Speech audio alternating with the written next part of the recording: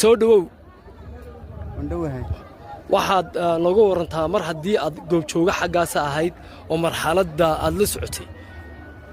maxaa dagaalkan sabab u ahaayee imaka saaka dhaliyey mise kii horun baa socday maya dagaalkan dee dawladda u sababahay ciidankii dawladda ayuunbaa shacabkii magaalada dacawalay saaka markay 6 daqiiqo ahayd rasaas ooda kaga bilaabay shacabkii magaalada iyagoo qabaaladii wata 40 baa xalay magaalada dhex joogay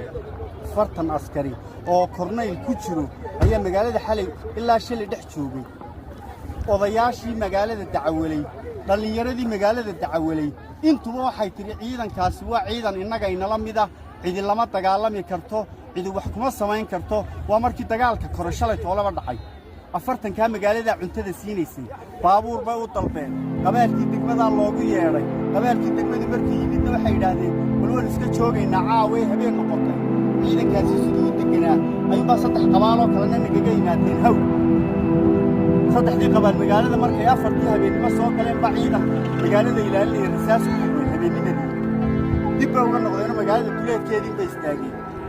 ciidankii habeenimada yimi iyo ciidankii magaalada u maganta ahaa ee ilaa shalay magantooda la ilaalinayay ee qoryahooda la ilaalinayay ee naftooda la ilaalinayay wacada la qabay wacada la qabtay wacada la qaban doona iyaga bariiska qaban doona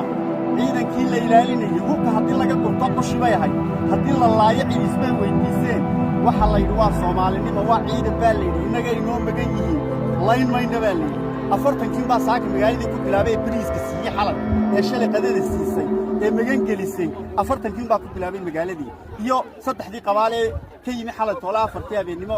dhinaca iyo caale ciidan kalena wuxuu galay beeshii xagga kore ku taalay ee dharbayn la yiraahdo dharkaynka ayaa ciidanka kalena galay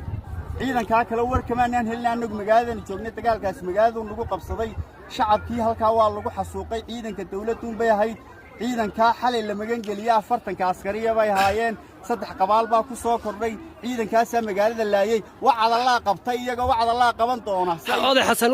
waxaan ku weydiiyay dawladdu hubabka u adeegsanaysa bulshada shicibka rayidka reemiyiga ah maxaa kamid ah waxa kamid ah baroon gaari qabaal aan ugu indhahaygaas ku arkay magaalada dhinaca hawd ka yaalay